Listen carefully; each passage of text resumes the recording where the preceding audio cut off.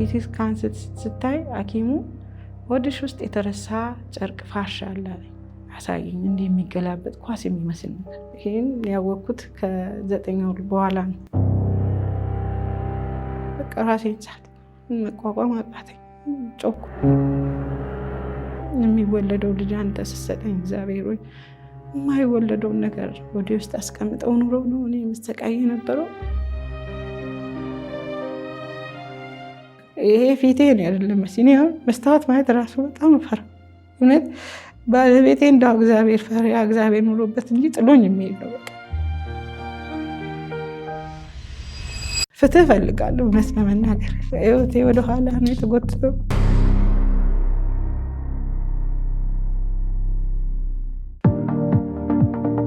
ለራሱና ለቤተሰቡ ምቾትና ክብር የሚሰጥ ቤት ይፈልጋሉ? እንግዲያውስ ይህ በ150 ካሬ ሜትር ላይ ያረፈ ቤት በአዲስ አበባ ለመኖሪያ ምቹ በሆነችው ላፍቶ የሚገኝ በውስጡ 6 ሰፊ መኝታ ቤቶችን የያዘ ድንቅ G+2 መኖሪያ ቤት ነው። 2 ማስተር ቤድሩም፣ 5 ዘመናዊ መታጠቢያ ቤቶችና ለቤተሰቡ ምቾት ተብሎ የተነደፉ ወይንም ለተለያዩ ዝግጅቶች የሚያገለግል ሰፋ ያለ ቴራስ አሉት። እጅግ ሰፊ የሆነ መመገቢያ ወይንም ዳይኒንግ ክፍል እንዲሁም የባህላዊና ዘመናዊ ምግብ ማብሰያዎችን አጣምሮ የያዘ ነው። እንደ አቅሙ ለምቾቱና ለደህንነቱ ታስቦ በተለየ ትኩረት የተሰራ 2 መኪኖችን ማቆም የሚችል ሰፊ ቦታም ተካቶበታል። ይህ መኖሪያ ቤት ብቻ አይደለም፣ የደስታው ምንጭ የእፎይታውም ስፍራ ጭምር ነው። ይህ ልዩ ዕድል እንዳያመልጡ። በ0955 97 11 11 ወይንም በ0955 98 11 11 ላይ አሁኑ ይደውሉና ይህን ቅንጡ መኖሪያ ይጎብኙ። ዳዬ ፕሮፐርቲስ፣ የላቀ የኑሮ ደረጃ።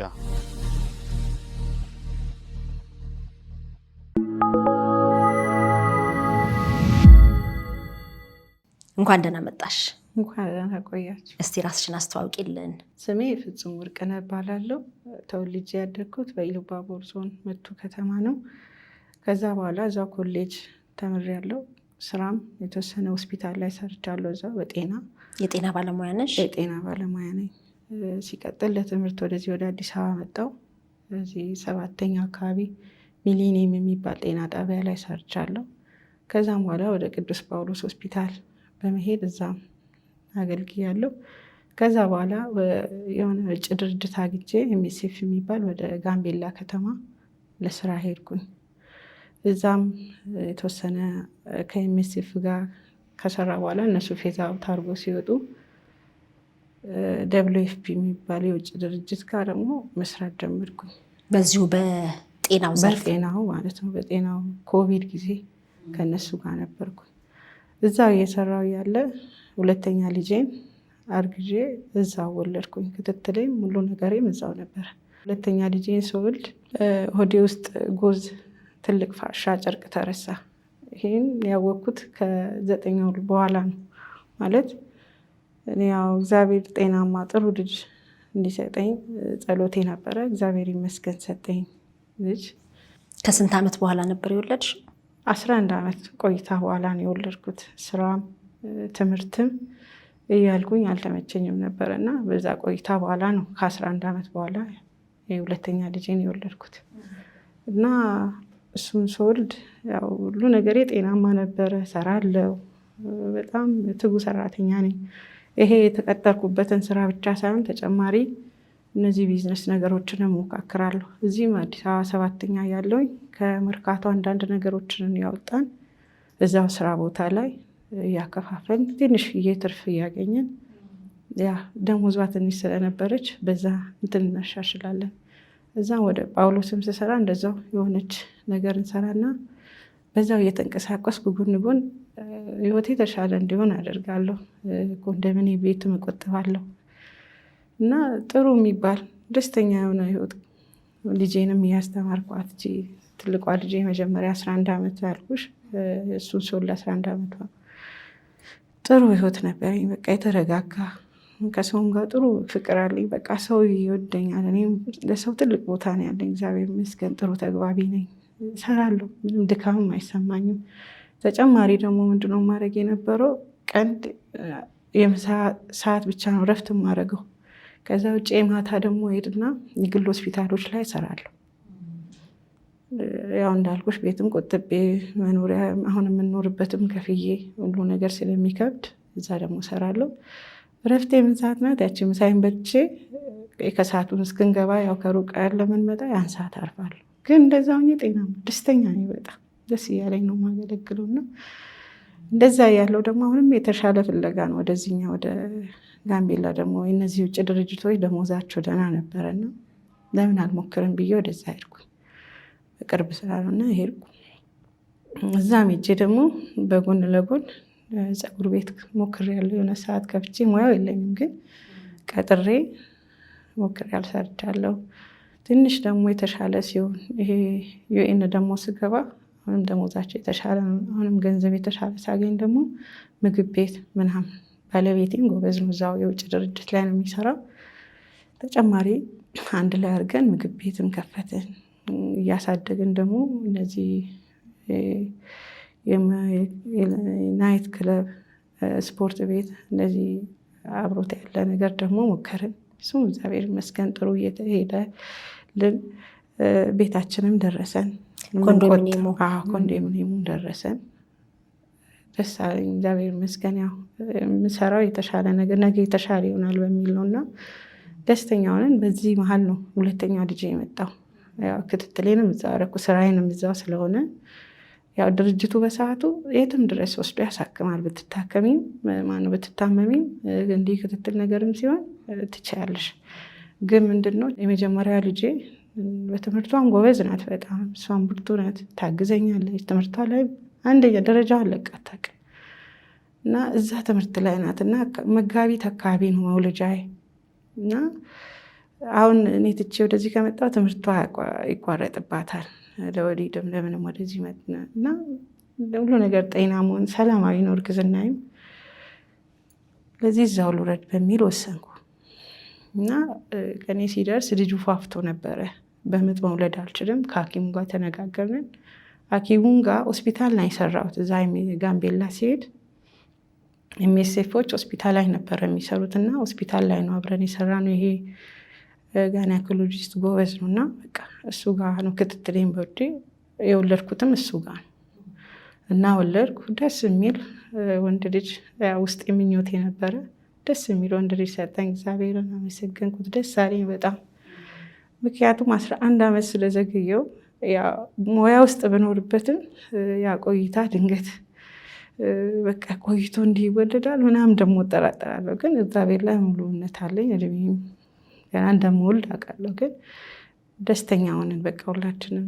ልጄም ደግሞ በቃ ወንድም እናቴ ህፃኑና ወንድም ብላ ስትለኝ እንገዛለን ብዬ ቀልድባት ነበር እና የሆነ ሰዓት ከይህን ነው ስትለኝ ሱፐር ማርኬት እቃ እየገዛን እነሱን ጠይቃለች። ለካ ልጅ ወንድም ስጡኝ መግዛት ፈልጋለሁ ስትል ኧረ አይሸጥም ማነው እንዲያለሽ ምናምን ሲሏት እናቴ ጠርተውኝ አይ ለልጅ እንዲህ አይነት ውሸት አይነገርም ሲሉ ስታስቸግረኝ ነው ያው ልጅ ስለሆነች ብዬ ይኸው ጠይቅ አንተን አለች እና በጣም ጉጉት አላት። ለተለጥ ጠይቀኛለች እና እኔ እንፈልጋለሁ እኮ ግን ያው ወልጄ ከማስቸግራቸው የተሻለ ነገር ላድርግና ቤትም የራሴ ሲኖረኝ ሁሉ ነገር እንትን ሲሆን ቀጥላለሁ፣ ወልዳለሁ። በጣም እፈልጋለሁ ብዙ ልጅ እንዳውም ልጁ ቤት ውስጥ ሲጠይቁኝ ብዙ ልጅ እንዲኖረኝ ነው ፈልገው ነው የምለውና እፈልጋለሁ እና እንዳልኩሽ ወደዛ ሲመለስ ልጅ ሰጠን እግዚአብሔር። ደስ አለኝ ገባሁ። ግን ስወልድ በቃ ሁሉ ነገር የሆነ ነገር ተቆጣጠረኝ። ከማደንዘዣ ወጥቼ ህመም አለ አሁንም እና በጣም ከባድ የሚባሉ ማስታገሻዎች አሉ። ሙሉ ማደንዘዣ ነበር የተሰጠሽ? ግማሽ ነው ስወልድ አውቃለሁ። በቃ ያወራን ነው ሐኪሙን ጋር እና በመሀል መጨረሻ አካባቢ ደግሞ ሙቀት ነው እዛ ሀገር በጣም በረሃ ነው እና ሙቀት አለ እና ጠዋት 12 ሰዓት ተኩል ነው ይሰራልኝ። በጣም ጠዋት ላይ ተነጋግረን እዛው አደርኩ። በጠዋት ሰራኝ እና ግማሽ ነው ልክ ልጁ ወጥቶ እንዲያንስቶት ትልቅ የግቢዳ ነው እና እንዲህ ሲታገላቸው እያየው ልጁ ላይ ትኩረቴ የነበረው። ሲጀምር እኔ ምንም እንትን በቃ እንዳልኩሽ ደስተኛ ሆኛለሁ። በቃ ደስታዬ ወሰን አልነበረውም። ከዛ ጨረሰ ወጣኛ እዛው ሆስፒታል ቆየው። ያው ትቆያለሽ ማደንዘዣው በኋላ እስክትነቂ ያለው ነገር እዛው እነሱ ጋር ሆንኩ። ግን ከማደንዘያ ነቅቼ በቃ መሙኑ በጣም አለ ወዴን በቃ ሰውነቴ ሁሉ ስርስር ብሏልና ምንም ይሄ ነው ብሎ አልነበረም። ግን ይሄ ከወሊዱ ጋር ያለው ነው በቃ እኔ ሳልወልድ ስለቆየው ያለው ነገር ነው በቃ ብዬ ወደ ራሴ ወሰድኩትና ለመጨከን ሞከርኩ። ግን ህመሙ ይቀጥላል። መጨረሻ ላይ በቃ ማስታገሻ ይሰጡኛል፣ እውጣለሁ፣ ወጋለሁ፣ እንትን አላስተኛኝም። በቃ በጣም እያመመኝ ቤት ከገባሽ በኋላ ነው እዛው ሆስፒታል እዛው እያለሁ ራሱ ራሞኛል ወደይን ስናረ ደህና ነው ምናምን አሉ። እሺ በቃ እኔ በቃ እኔ ያለመቻሌ እንትን ነው በቃ ብዬ ደግሞ ወደ ራሴ ያመጣና አሁንም እንትን እላለሁ።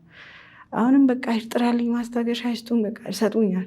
እንዳውም የሆነ ሰዓት እዚህ ይለኛል እዛው አውቃቸዋለሁ ስታፎቹንም አብሬያቸው ሰርቻለሁ። እንዳልኩሽ 1 ዓመት ኤምኤስኤፍ ጋር ያለን እነሱ የመንግስት ስታፎች አሉ፣ የኤምኤስኤፍ ስታፎች አሉ። እና በቃ ጠራቸዋለሁ የሚቀርቡኝ እባካችሁ መድኃኒት ጨምሩ። ኧረ ከዶዝ በላይ እኮ ነው እኔ አሞኛል በቃ እኔ ወይ ራሴ መቆጣጠር አቅቶኝ ነው መሙ ወይ ብቻ ግን አሞኛል በቃ እላቸዋለሁ። ለኢንፌክሽን መድኃኒት እየወሰድኩኝ ነው በደም ስር ያው ልጅ ትንሽ አንዳንድ ኢንፌክሽን እንዳይመጣ ሲባል ሰጠ። ማስታገሻው ግን ከአቅም በላይ እየወሰድኩ ነው። ኧረ ምንድን ነው ነገር እያልኩኝ ሐኪሙ መጣ። ያው ያለው ጠዋት አየኝ ወዴን አሞኛል አልኩት። ሲነካካ ኧረ ደህና ነሽ ምናምን አነሳኝ። ብድግ አድርጎ ተነሳሁ። ቆምኩ። ስቆም አሁንም እያመመኝ አስተኛኝ። አየኝ። አይ በቃ የሚተው ነው ደህና ነው ወድሽ ምናምን አልነካም። እሺ ገባን ቤት። በቤት እየሄድን ባለቤቴ መኪና የጋራ ነበረችው እና የንዳን ይወሰደኝ እና እባክህ ቀስ አድርገህ ምናምን ያልኩ ቀስ ብሎ ነው ሄደው። የሆነ ቦታ ዘጭ ሲል በቃ ራሴን የሚያስት ህመም ነበረ እና አንድ ወንድም ያለ ሙስሊም እና ይሄ ነገር ወዴት ነው የምንሄደው? ለምንድን ነው እያመማት ወደ ቤት የምንሄደው ምናምን አለ። ከዛ ነቃውና ደግሞ አሁንም ወደ ቤት ደግሞ እነሱንም ማስቸገር እዛ ቦታ በጣም እንትን ብሎ ኧረ በቃ እንሂድ ደህና ናት ብለውኛል። መድኃኒት ይዣለሁ የሚዋጥን ማስታገሻ ምንም። ገባን። በቤት ገብቼ በቃ እንዴት ልደር። ከእንደገና በጠዋቱ ደግሞ ተመልሰን ሄድን። አመመኝ። አየኝ አልትራሳውንድ ምናምን አየ። ደህና ነሽ እኮ ምናምን አለኝ። በአልትራሳውንድ ምንም አልተገኘም? ምንም አልተገኘም። ገባው። አሁንም ደህና ነኝ አለኝ። አሁንም እኔ በቃ እንትን እያልኩ አሁንም እንዳልኩሽ መድኃኒት ማስታገሻ ስለማውቃቸው ትንሽ እውቀትን በሽታ ናት የሚባል ነገር አለ ወስዳለሁ በቃ እና በቃ ህመሙን እንትን ሲለኝ ወስዳለሁ። ተመልሼ ሄዳለሁ። ደግሞ አሁንም ሲሄድ ደህና ነሽ የሆነ ሰዓት ላይ ወር አካባቢ ነው መሰለኝ እና ውሃ ቋጥሯል ማህፀንሽ አካባቢ አለኝ። በፊት የሌለ ከየት መጣ ደግሞ እንዲያን ነገር ምናምን አልኩ እና አይፈጠር የለ እሺ አልኩ። በደም ስር አስተኝቶ አሁንም መድኃኒት ሰጠኝ። ለ14 ቀን ምናምን ወሰድኩ። ያው ያዋለደሽ ዶክተር? አዎ ወሰድኩኝ መድኃኒቱ። ግን ለውጥ የለም በቃ እኔ አሁንም እያመመኝ ነው። መጨረሻ ምንም አልበላ አልጠጣ በቃ አልኩሽ። በጣም ስቃይ ከምገልጽልሽ በላይ ለመናገር የሚከብድ ስቃይ። ለመቀመጥ እንዲቀና ስል የሆነ ወደ ውስጥ የቆመ ነገር ያለ ይመስለኛል። ስነካካው እንትን የሚል ነገር ነውና ይጢ ነገር ነው የሚሆነ ወደ ማለት ደግሞ ገባው እና ሰዎች ደግሞ የራሳቸው መድኃኒት ይሰጣል። ይሄ መድኃኒት የሚባል ነገር ደግሞ እሱን አፍልተውሽ ይሆኑ። እኔ ደህና ምግብ እንኳን አልበላሁም። እኔ በቃ እንትን ካልኩ አይ እኔ አይደለም እኔ እንደዛ አይነት እምነትም የለኝም ደግሞ እውቀቱም የለኝም። ተው በቃ እኔ የማመልከው አምላክ በቃ ድንቅን ይሰራል። በቃ ተው እኔ ወይ የኔ ስንፍና በቃ እኔ ለመቆጣጠር ይሆናል ምናምን እያልኩ ደግሞ ወደ ራሴ እንትን እላለሁ እና ጸበል አምጡልኝ አልኩ። መጨረሻ ላይ መድኃኒቱ በጣም በዛ። በቃ ከእጅ ላይ ካኑላ ልወርዳለ። ይሄ ደም ስር መድኃኒት መውሰጃ ሆስፒታል መቆየት ሲያቅተኝ ሰፈር ውስጥ ማውቃቸው ባለሙያዎች አሉ። መድኃኒቱን እዛ ሆስፒታል ታይቼ ወስዳለሁ። እዛ ከመመላለስ ወይ እዛ ቆይታ ህፃኑን ጨቅላ ስለሆነ እዛ ደግሞ እንዳይታመምብኝ ለቤት ደግሞ ወስዳለሁ።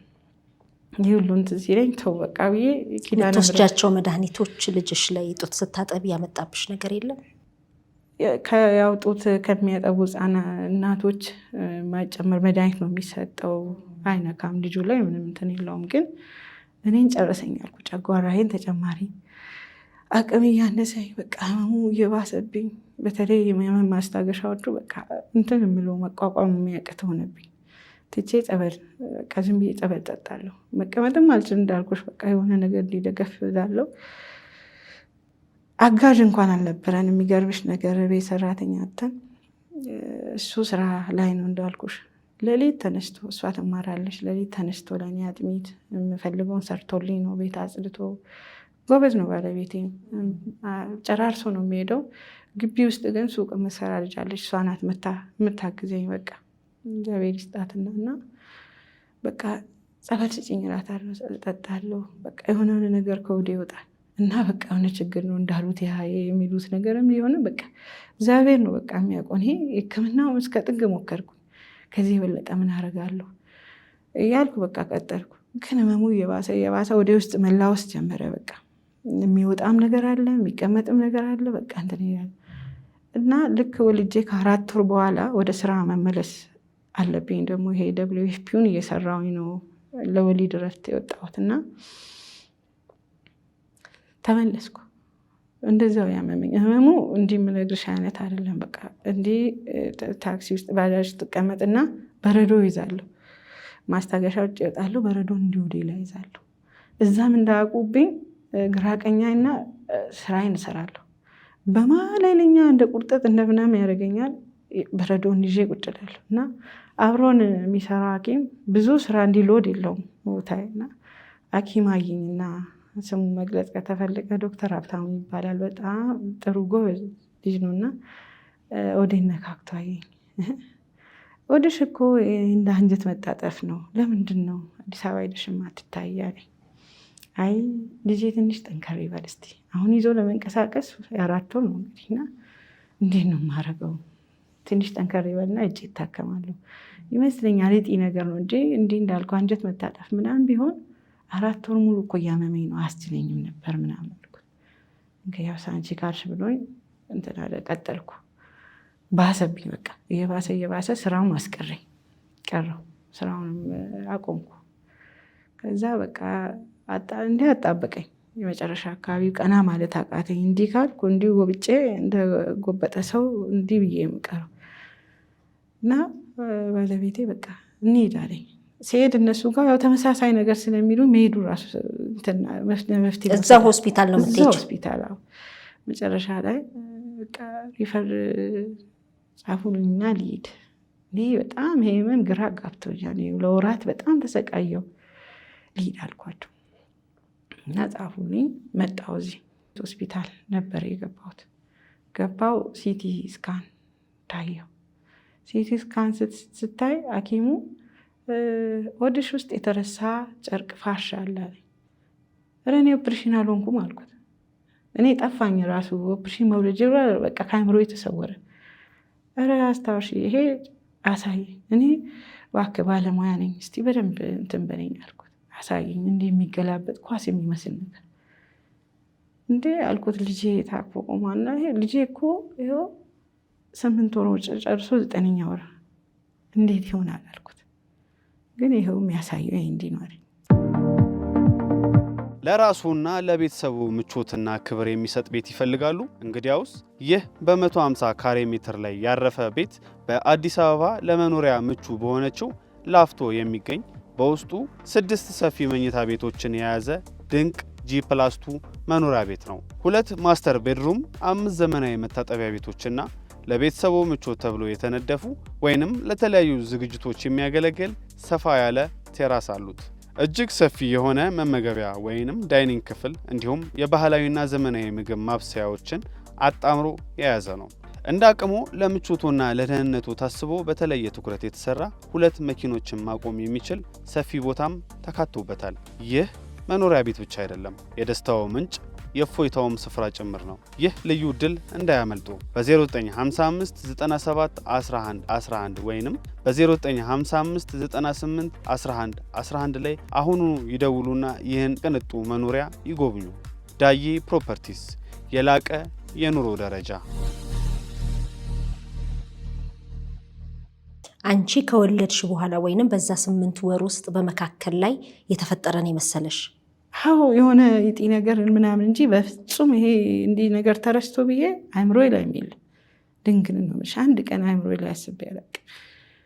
እንደዛ የሚያሳይ ሲለኝ በቃ ራሴን ሳት መቋቋም አቃተኝ። ጮኩ፣ አለቀስኩ፣ ምን አልኩ፣ በቃ እንዳይሆን ጸልይኩ። በቃ ማለት እንዴት ነው ቆሜ ይሄ ሰዓት የደረስኩኝ? እንዴት ነው የሚሆን የሚችለው? ይሄ አይሆንም አልኩ። ተረጋጊ ምናምን አሉኝ። እዛ ባለሙያዎች ባለሙያ ነኝ ብለሽ ተረጋጊ፣ በቃ ከሆነ መፍትሄ ያለው በቃ እስካሁን ያቆየሽ በተአምር ነው እንግዲህ ያቆየሽ አምላክ ያውቃል። ቀና ብዬ ሰማይ አምላክ በቃ እምነቴ ያህል ጠንካራ ባይሆን አንተ ትወደኝ ነበር ማለት ነው። ጠብቀህ እዚህ ያደረስከኝ እንጂ እንዴት ነው የሚቻለው?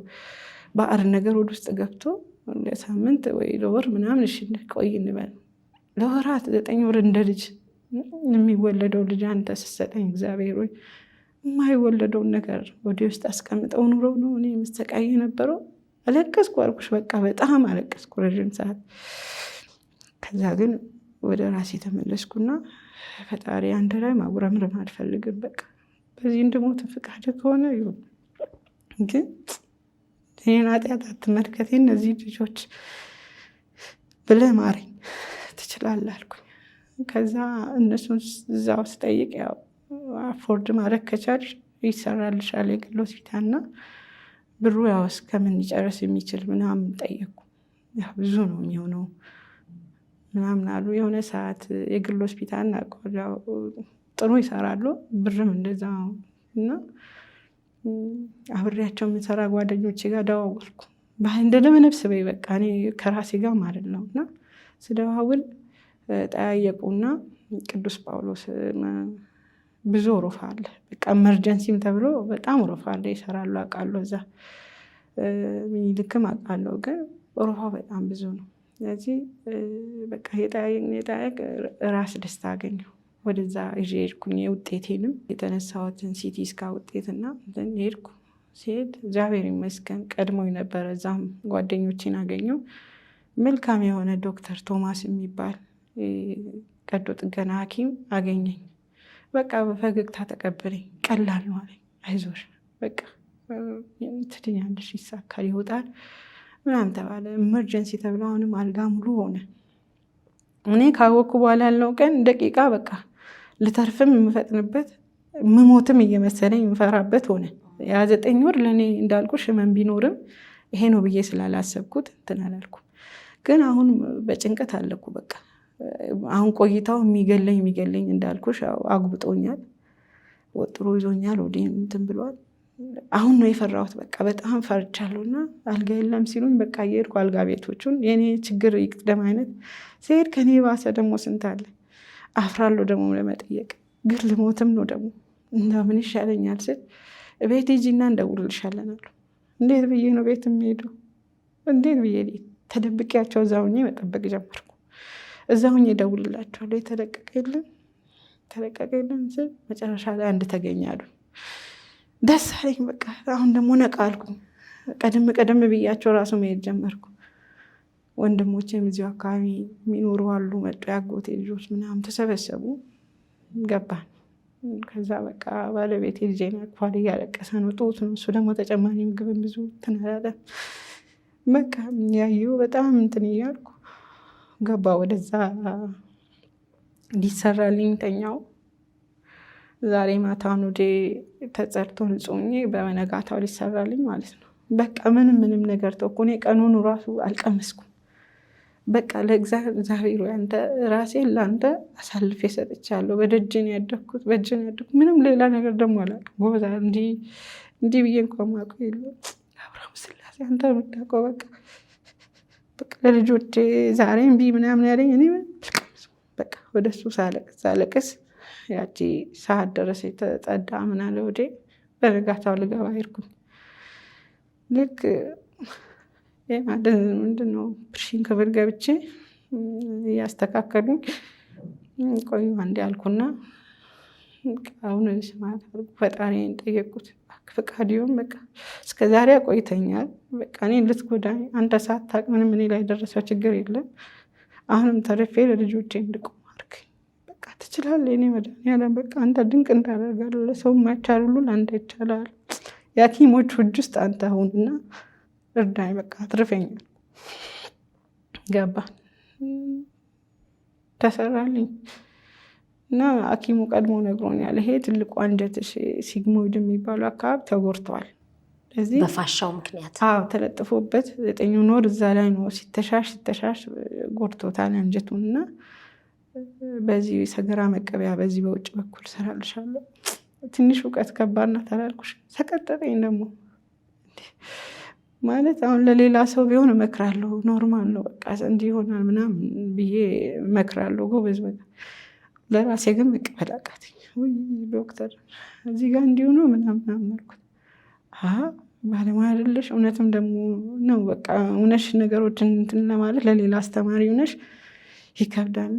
እግዚአብሔር እንደፈቀደ በቃ አልኩት እና እንዳልኩሽ ነው ፍርሃት በቃ እምነትሽ ሙሉ ቢሆንም በቃ ፍርሃት ውስጥ ስትሆኝ ግን እንትን ያለሽ እና እየራድኩኝ ነው ራሴ ለእግዚአብሔር ሰጥቻለሁ። ነቃው ቀኑም ጠፍቶብኝ ያሉ ነገርና ስነቃ አለው ልጄ ፊት ለፊት ላለ በቃ ማውራት ስላልቻልኩ ምናምን አልኳቸው። ስንት ሰዓት የፈጀ ቀዶ ጥገና ነበር? አይ ቲንክ ጠዋት ነበር በጠዋት የገባሁት 8 ሰዓት ሁላ እዛ ውስጥ ነሽ ነው ያሉ። ረጅም ሰዓት የፈጀ ረጅም ሰዓት ነው። በዛ ላይ ነግርሽ ማልሽ በቃ እንዴት ሽንት ቤት ሲመጠጥ ቀላል ሽታው ማለት ነው። እኔ አሰብኳቸው እኔ እንደ ፕሮሲጀር በስራ ዘመኔ እንዳልኩሽ 10 ምናምን ዓመት ሰርቻለሁ አውቀዋለሁ። አንጀት ታጥፎ እንኳን ሲሰራ ከባድ ነው ሽታ አለው በጣም። ይሄ ደግሞ ጨርቁም የራሱ ደም እዛ አሽቶ እንትን ብሏል።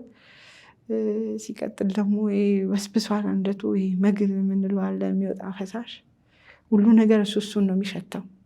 እና ሐኪሞቹን አሰብኳቸው ማለት ምን ያህል ከባድ እንደሆነ ስታቂ ደግሞ እንዲሆኑ በጣም ጨነቅ ምን አደርጋለሁ በቃ በተረፌ ደግሞ ደስ አለኝ እና በቃ ቱቦ ከውስጥ የሚያጸዳ ቱቦ ተደርጎልኛል።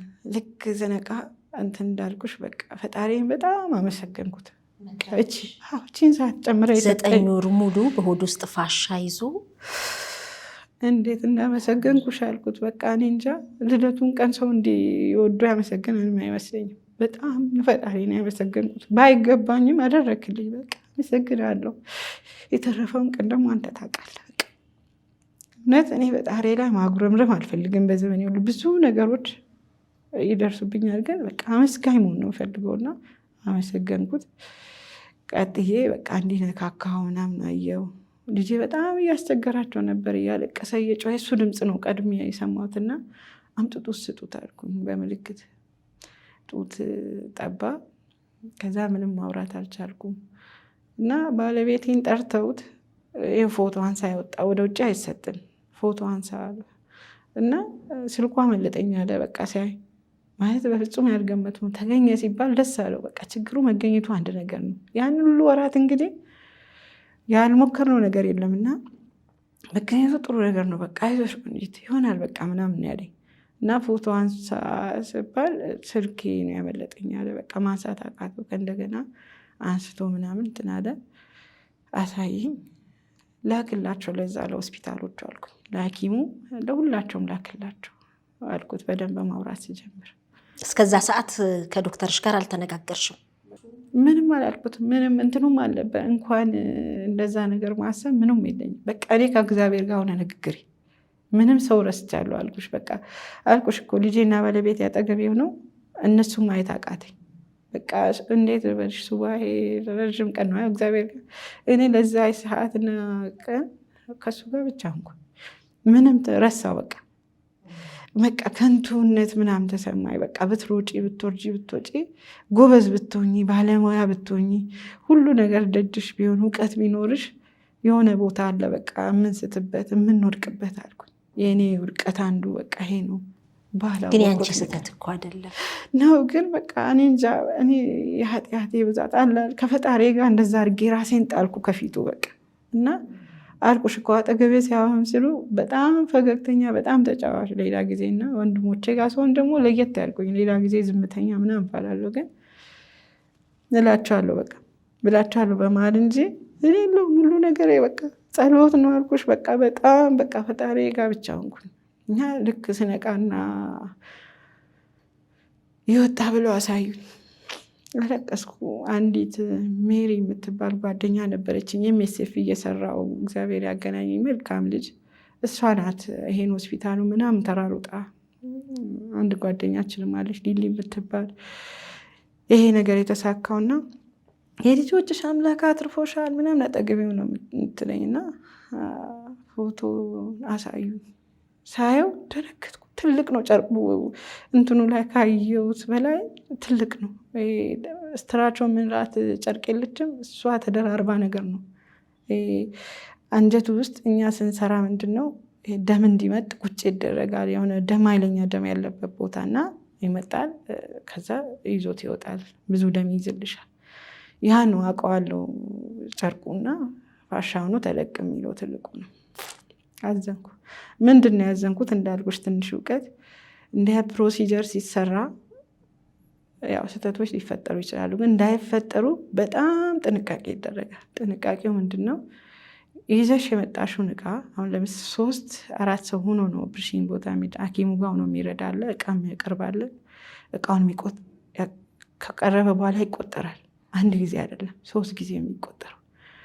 አሁን መቀስ አለ፣ 5 መቀስ ካለ 5 መቀስ፣ ጎዙም ካለ 20 ከሆነ 20 ጎዝ ቆጥራለሁ አይደለ? እኔ 3 ጊዜ ቆጥሬ አብራኝ ላለችው ጓደኛ እንድትቆጥር በጋራ ኃላፊነቱ 3 ጊዜ ይቆጠራል። አሁንም ከዛ በኋላ ነው ስትሰጪ የሰጠሽውን ተቀብለሽ። አሁን የሚያቀብላለ ሐኪሙ ዛጋ ይጠራረጋል፣ ይሰፋል፣ ብዙ ነገሮች መሳሪያዎች አሉት። ቴብል ሙሉ ነው እንዲህ ሲቀርብ። ያ ሁሉ ነገር ደግሞ ሄዶ ሲመለስ ምናምን በትኩረት ትከታተያለሽ፣ እዛ ታግዣለሽ። የሁሉ ነገር መቆጣጠር አለብሽ። ያው አለቃሽ አብሮሽ የሚሰራው ዋናው ኃላፊነቱን የያዘው ሐኪሙ እንዳለ ሆኖ አብሮት ረዳቶቹ አሉ። ሁሉ ኃላፊነት መውሰድ አለብሽ።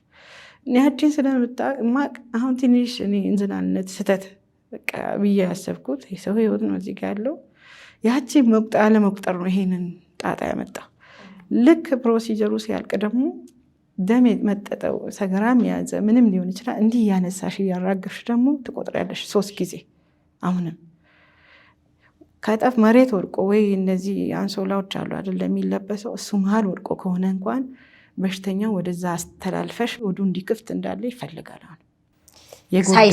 ሳይሰፋ ወዱ ክፍት እንዳለ ወድቆም ከሆነ ይገኛል። ውስጥም ከሆነ ደግሞ ይሄ አንጀቶች አሉ። የኛ አንጀት እንዲድርብርብ ይላል ሲከፈት እና እሱ እየተነሳሳ ይፈልጋል። ሰርተሻል አንቺ እዛ በጋይኒኮሎጂ? ይሄ ኦፕሬሽን ሩም ቲያትሩ ላይ ሰርቻለሁ።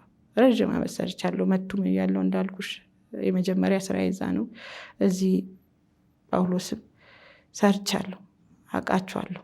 ይህ አንዳንዷን ፕሮሲጀር አውቃለሁ። እና ይቆጠራል መጀመሪያ በቃ አገላብጠሽ ቆጥረሽ ከጠፋች እንዳልኩሽ ነው እኮ በሽተኛው መልሶ ሳይዘጋ ያውዱ የተከፈተው ቦታ ተፈልጎ ተገኝቶ ነው። ተገኘ ሲባል ነው ሐኪሙ የሚሰፋው መልሶ የሚዘጋው። ያለዛ ከጠፋ ወይ እዛ ውስጥ ተደብቋል ወይ ወድቆም ይሆናል። ተፈልጎ መገኘት አለበት በኤኒ ሚንስ። መቀስም ሊሆን ይችላል። ብዙ ጊዜ ይባላል ይሄ እንዲህ አይነት ስህተት እንዲህ ተረስቶ እንዲህ ተገኘ ይባላል። ያው የጊዜው ቆይታ ነው የሚሆነው። እኔ ጋር እና አንቺ ጋር 9 ወር ነው። 9 ወር ቆየ። ገደለኝ በቁሜ በቃ እንዳልኩሽ የኔ መጨቀን ተጨምሮ በጣም ነው የሚሰቀጥጠው።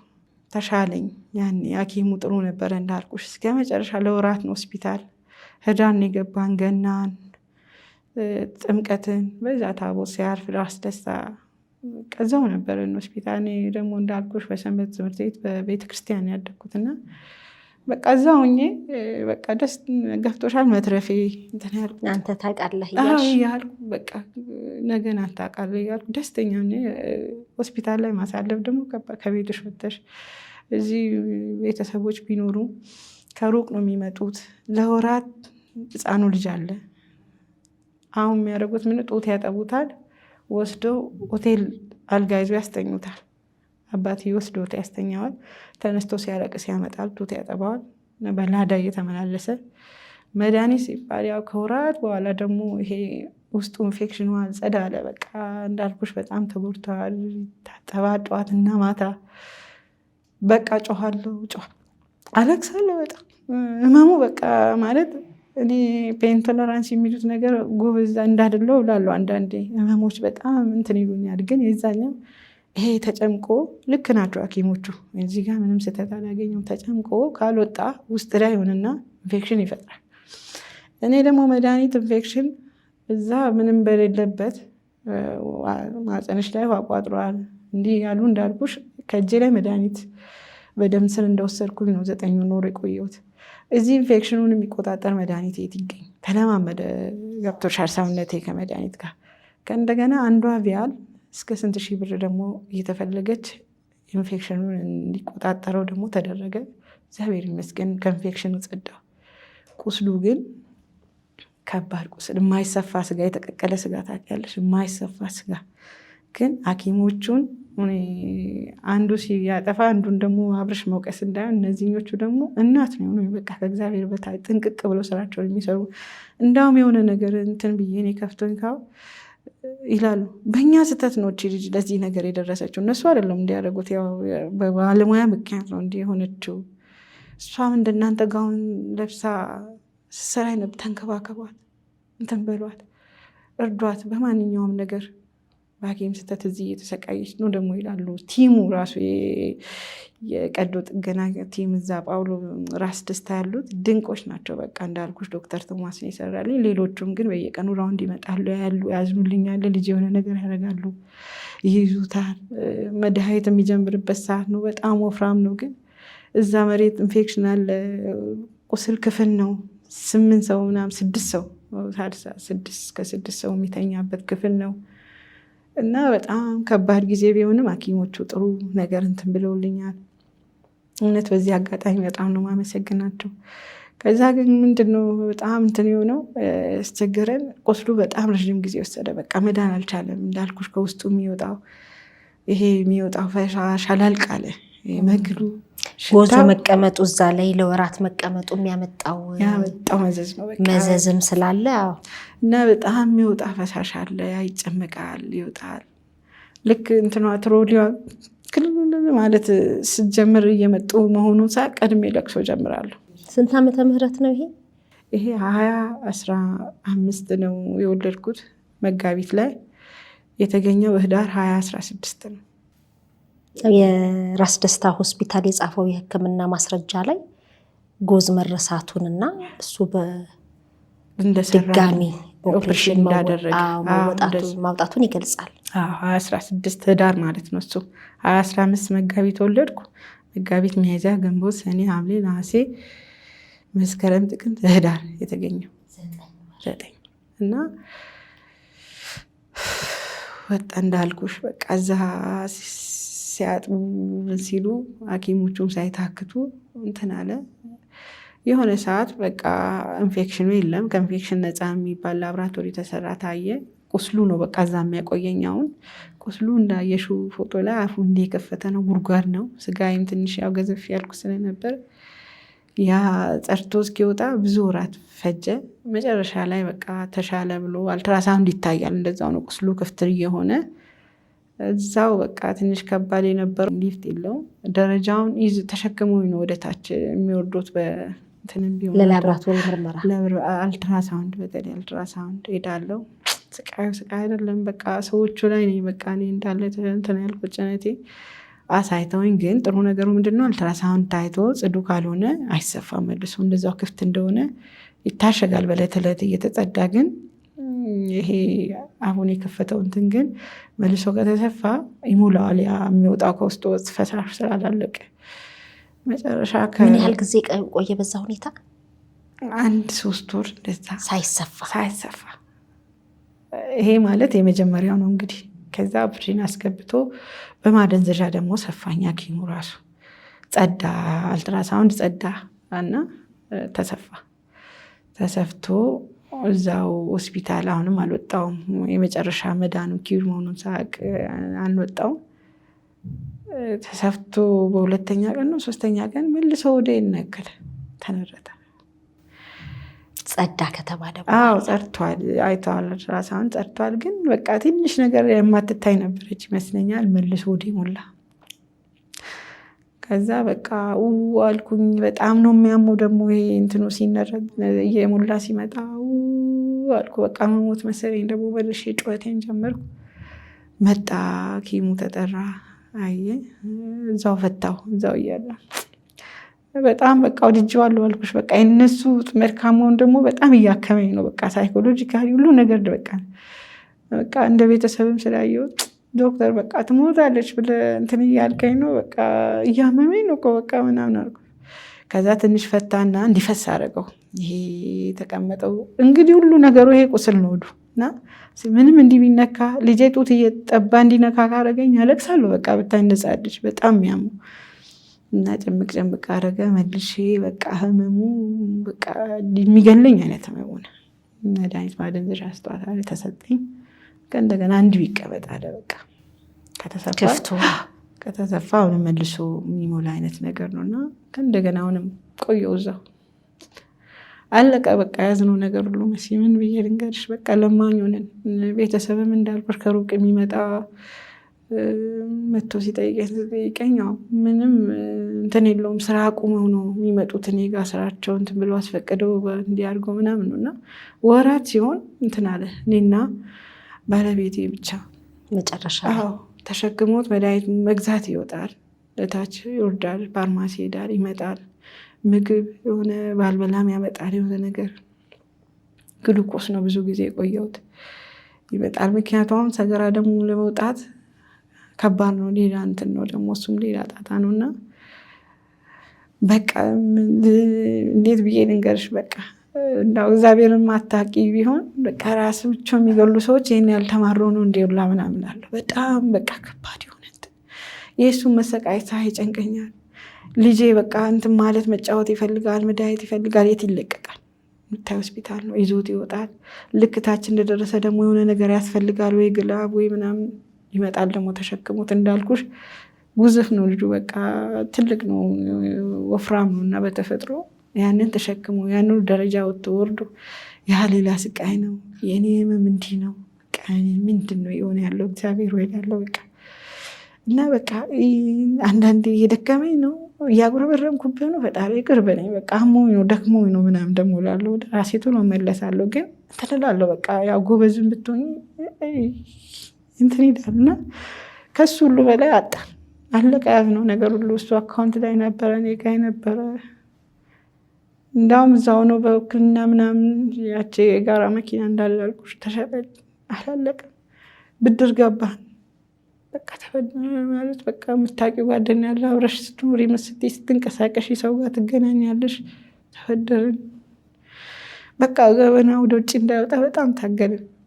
እንትናልን እዛው በዚህ ሁሉ ሁኔታ ውስጥ ይሄንን የሰሩት አልተጠየቁ? ምንም አላሉ። እንዳልኩሽ እኛ እዚህ ነን፣ እዚህ ሕክምናው ላይ ነን። እነሱ እዛ ናቸው። ቢያንስ እኔ በጣም እንትን ያለኝ ነገር ቢኖር የነሱ አንድ ያቁኛል። በቃ እኔ እዛ ሁለት ደግሞ ሆነ። እኔ ለምን ተረሳ አይደለም መሲ፣ በቃ ከእንትናቸው በላይ ሆኖ ተረሳ። መረሳቱ ሳይሆን እኔ አሁን ላይሁኝ ለዚህ ሁሉ ስቃይ የዳረጉኝ እነሱ ነው። ያን 9 ወር ስመላለስ ካልቻሉ አልቻልንም ብሎ ወደ ሌላ ቦታ ቢልኩኝ እነሱ ጋር ነበር ትመላለሽ ነበር? እዛው ነው የምመላለስ። እዛው ነው ወለድኩ። ወዴት ሄዳለሁ? እነሱ ጋር የምመላለሰው። ያን ሁሉ ጊዜ ከሚያቆዩ በቃ ከአቅማችን በላይ ሆኗልና ወደ ተሻለ ሕክምና እንላክሽ ሂጂ ቢሉኝ አልትራሳውንድ ታይተሻል? እዛ አልትራሳውንዱን ሲያዩኝ አሁን የሚታወቀኝ በትንሹ እውቀቴ እነሱ ፎከስ አድርጎ የሚያዩት ማጸን ላይ ነው። ጨርቆ ያለው አንጀት ላይ ነው። ይሄ አንጀት ተከፍቷል፣ ማጸን ተከፍታ የሚወጣ ፕሮሴስ እና እነሱ አላዩልኝ። ትኩረት አድርገው በቃ እኔ ይሄ በተለይ በዚህ በግራ እንትኔ ጎኔ የሆነ ነገር ሊወጣ ያለ ነው የሚመስለኝ። ወደዚሁ የሚሰማኝ በእጄ ላይ የነካው ማሳያቸው ትኩረት አይተው የማይታያቸውም ነገር ከሆነ በቃ አልቻልንም፣ አላወቅንም ብሎ መላክ ይችሉ ነበር። ይችላሉ። በቃ ያን ማድረጋቸው እኔ በጣም በቃ እንዲሰማኝ ያደርጋል። በቃ እውነት ምን አድርጌ ነው በቃ ገፍቶሻል፣ ምንድን ነው ይሄ በተለይ ይህን ሁሉ ነገር ጨክኖ ይህን ህይወቴ ምስቅልቅል እንዲል ያደረጉት። በቃ በጣም ሰርቼ ያልጠገብኩ፣ በጣም ውጭ ያለ፣ በጣም ተጫወት ያለ፣ በቃ ተገደበ ሁሉ ነገር። ጭራሽ የሰው እጅ ላይ በቃ ብድሩም እንዳልኩሽ በቃ የሰው ካበደረሽ ቀን ጀምሮ ሰው ይቆጥራል። በቃ ለመቼ ነው የምትከፍለኝ? የዛሬ ወር ካልሽ የዛሬ ወሯን ጠብቆ ሰው የሚጠይቀው። ልክም ነው ደግሞ። እኔ ደግሞ በቃ ከዚሁ ችግር መውጣት አልቻልኩም።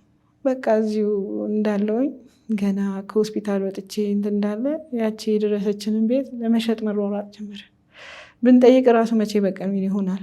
በጣም ታገል ለመሸጠት ወር በላይ ፈጀብን። በቃ ገዢ አጣችሁ። ገዢ ዋጋው አውርደውት በቃ እንትን የሚሉት ያ ደግሞ ያቺ ምድር ራሱ አትከፍልም። ተቸግሮ ሰው ሲሸጥ የምናደርገው ጠፋን።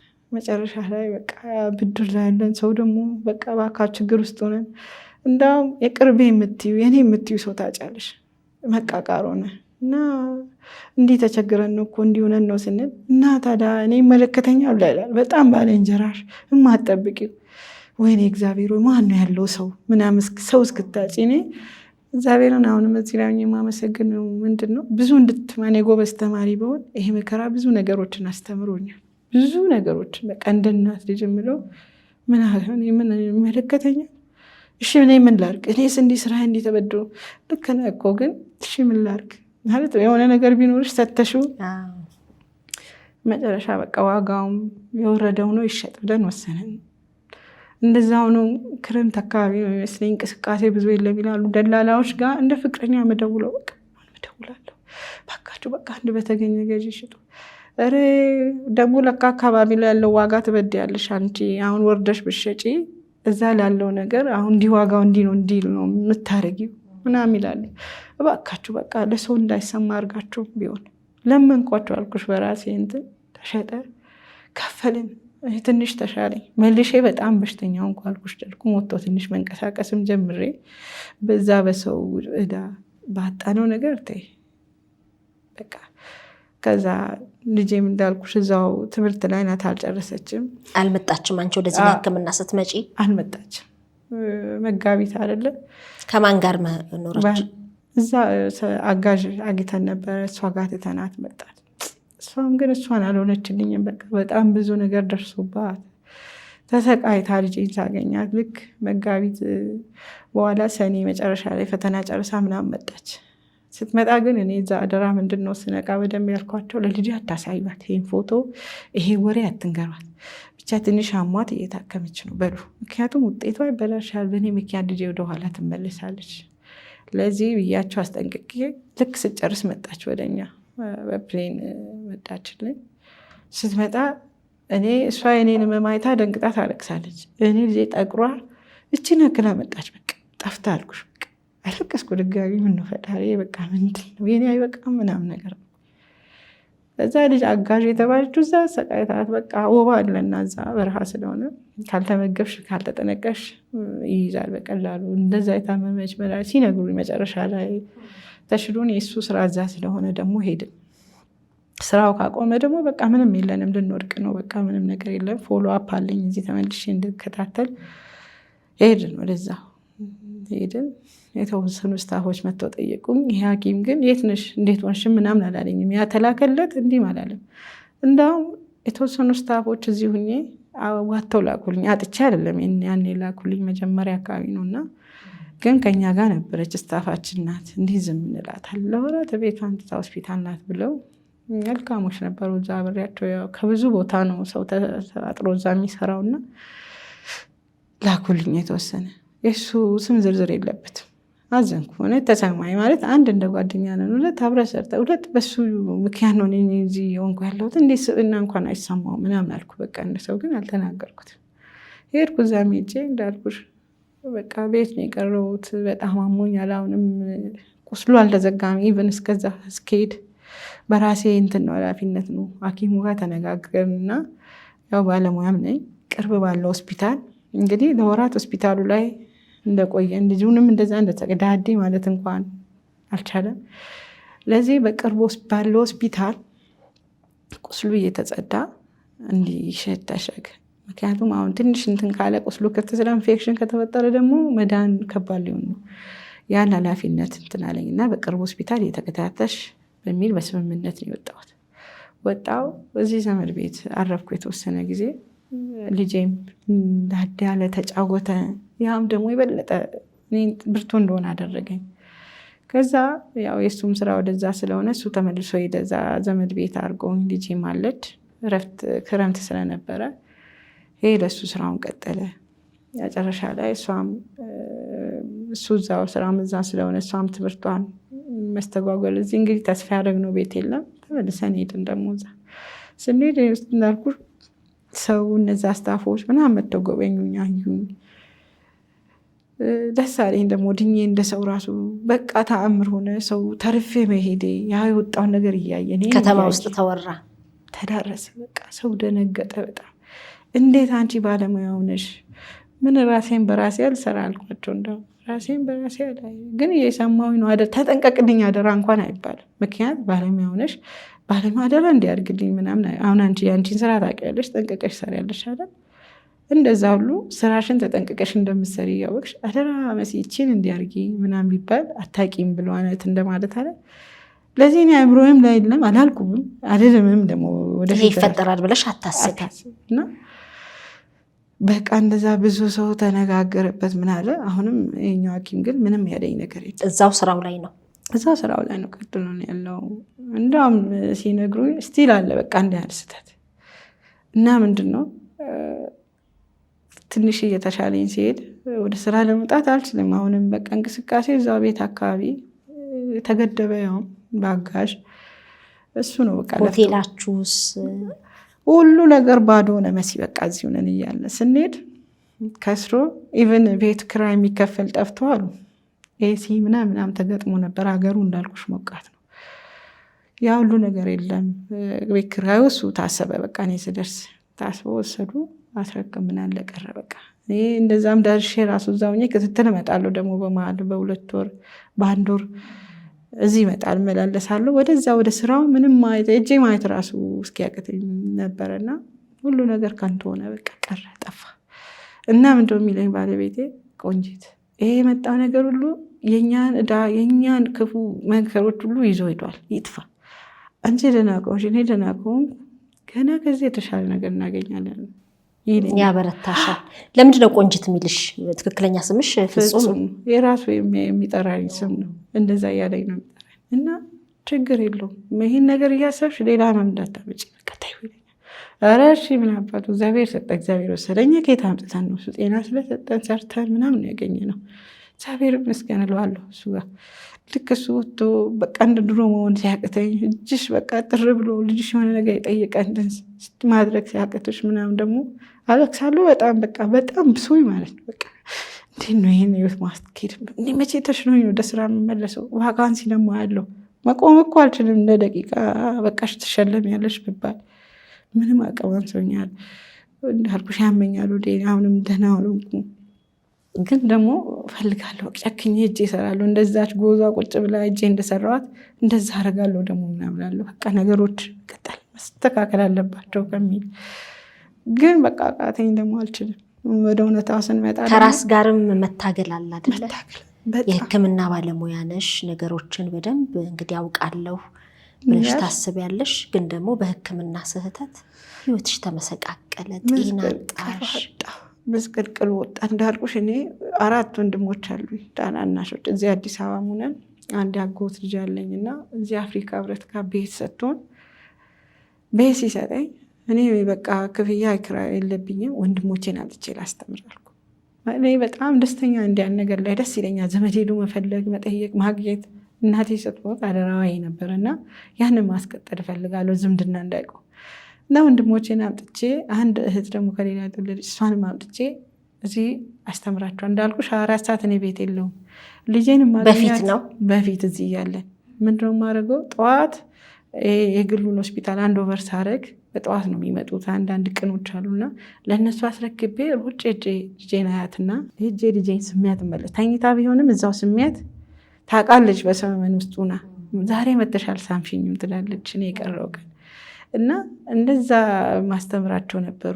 እንኳን አሁን ላይ ደግሞ እንኳን እነሱን ላስተምር እንኳን እነሱን ላስቀጥል ለራሴም ነገሮች ቆሙ። ደግሞ ጠይቀሽ አድርገሽ የሚያስደስትሽ ከሆነ ጠይቀሽ መቀበል ራሱ ደስ አይልሽ። ቢሰጡሽም እኔ ደስታ አይሰጥም። እኔ ያየሁትን ነው የምነግርሽ። እና የምጠይቀው ማጣ እንኳን የምጠይቀው አንድ ዘመድ አጣሁ አልኩሽ። የት ነሽ የሚለኝ ከዛ የሆነ ሰዓት ምን አልኩ መሰለሽ፣ እውነት ሞቼ ቢሆን እኮ ልጆች ሜዳ ላይ ቀሩ። በቃ ይሄ ሰው ብቻው ምንድን ነው የሚያደርገው? ምንስ ያደርጋቸዋል? ወደስስ እንዴት ነው የሚሆነው? በጣም ከባድ ነው የሚሆነው። ለካ ሰው ያለው ጤና ሲኖረው ምናምን የሚፈለገው ፍቅርም ያለው ጓደኛም ያለው ምንም ያለው እውነት ለካ ስትንቀሳቀስ። ሌላ ጊዜ ሰው ሲለኝ በዛ ልክ አይመስለኝም። ያው የሆነ የሚገባኝ አለ። ግን በቃ ባዶ ነን አልኩ። በጣም ተሰማ። ለምን አልጠየቃችሁኝ አይደለም፣ ለምን አልሰጣችሁኝም አይደለም፣ ግን በጣም ይሰማኛል በቃ ከምልሽ በላይና እያለ ቀጠለ። ፎሎ አፕ የሆነ ሰዓት በጣም አመመኝ። ሲያመኝ ይዞኝ መጣ። በቃ ኤመርጀንሲ ማታ ሲያመኝ በጠዋት በረራ እዛው ሄደን ቆርጠን መጣን እና እሱም የውጭ ድርጅት ቢሮ ላይ ነው የሚሰራ የነበረው እና ይዞኝ መጣ። ለቅርብ አለቃዋ በጽሁፍ ሄጃለሁ እንዲህ እክል ገጥሞኝ ብሎ ይዞኝ መጣ። ማንም ያመጣኝ የለም። ታየው ያው ደብቄ እየተንቀሳቀስኩኝ እኔ ውጭ ወጥቼ ለመስራት ጉጉቱ ስላለ ቤት ውስጥ እየተንቀሳቀስኩኝ ለካ ጫና አብዝቼበታለሁና አመመኝ። በዛ ታከምኩኝ። በቃ አሁንም ስቲል ለሞዙ የኛን ቤት ኪራይ የኛን አስቤዛ የኛ ምንችሉ ምንም የሚተርፈን ነገር የለም። ግን ያው እንደምንም ይታገላል። ስንመጣ ግን ተበድረን ነው በቃ እንዲህ እንቅስቃሴ ተጨማሪ ሕክምና ሲኖር አሁንም ተበድር። በዚህ መሀል ሲመለስ ዋናው አለቃ ፈቃድ አልደረሰኝም በሚል እሱንም ከስራ አሰናበቱት።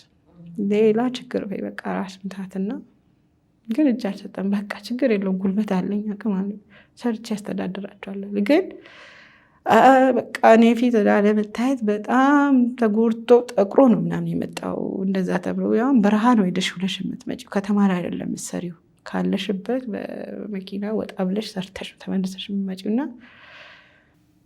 በቃ ጩሂ ያሳለኝ የሆነ ነገር በቃ ወዴት ነው የምጮኸው? ምንስ የማደርገው? ኧረ በቃ አይዞኝታ በቃ እንትና እንዳይሰማ ምናምን አልኩት። በቃ እንትን እንዳይል ብቻ ማለት ነው ደግሞ ተጨንቃ የሆነ ነገር ትሆናለች ብሎ እንዳይል። ከዛ እዛው ያለን ትቶ በቃ ህይወት መቀጠል አለባት። አንቺ በደንብ ድልሽን እስክቴ እኔ ያለው ኃላፊነቱን ይዛለሁ እሸከማለሁ፣ ችግር የለም በቃ። መልካም ሰው ነው እጅግ በጣም። ወጥቶ ወደ ጠረፍ ደግሞ ሄደ። እኛን እዛው ትቶ ሌላ ስራ ፍለጋ ምን ስራ እንደሚሰራ አላውቅም። በቃ ኔትወርክ ራሱ የለም፣ ስልክ አይገኝም። ከስንት ተጉዘሽ ነው ባንክ እንኳን እንትን የምትዩ። እንደዛ ያለ ግን የኛን እዚህ ያለው ህይወት እንዳይቋረጥ በቃ ለወራት እዛ የሆነ እንዲህ እየረዳን ቀጠለ። እዳም እንግዲህ እንዳልኩሽ አሁን ከቅለት ዕለት በቃ የሆነ በጎደለበት እንትን እንላለን። የሰው ዕዳ ውስጥ ነን። እንደዚሁ ቀጠለ።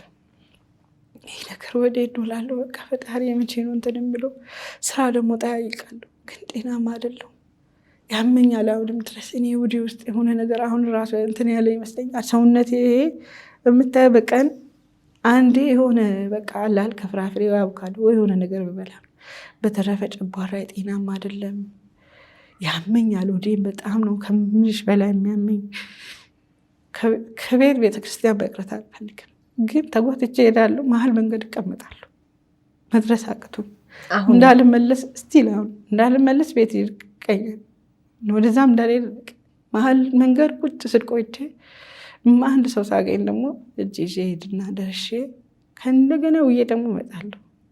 ኢቭን ልጄ ትምህርት ቤት ሰዓት ደረሰ ማለት 3 ዓመት አለፈውና መግባት አለበት። ያቺ የመንግስት ቤት ነው፣ በቃ የግል ትምህርት ቤት ነበረች።